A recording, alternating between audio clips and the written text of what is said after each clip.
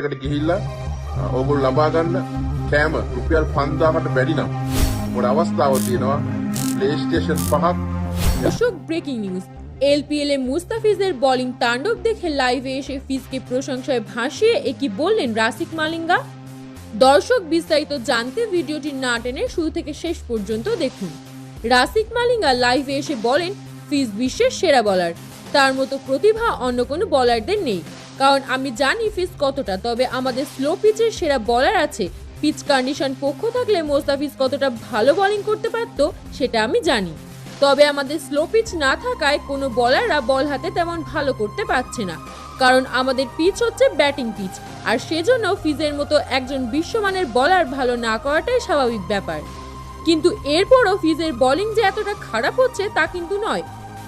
যেখানে অন্য কোনো বলারগণ ভালোই করতে পারছে না, সেখানে ফিজের বোলিং নিয়ে মন্তব্য করাটা